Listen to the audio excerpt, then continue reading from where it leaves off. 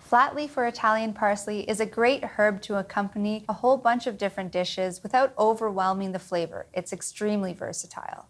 One of the most important tools in the kitchen is a sharp knife, and it's very apparent when you're chopping herbs. To chop parsley, we're going to roughly chop it, and the first thing you want to do is start to bunch it as tightly as possible with both of your hands, trying to create a little ball.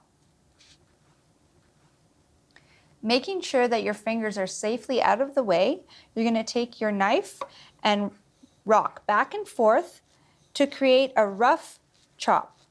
Use the whole entire knife, making sure that you're gliding rather than using your knife as an axe. For any recipe that calls for roughly chopped parsley, this is a perfect size. If you have any questions, please visit our website or call our answer line.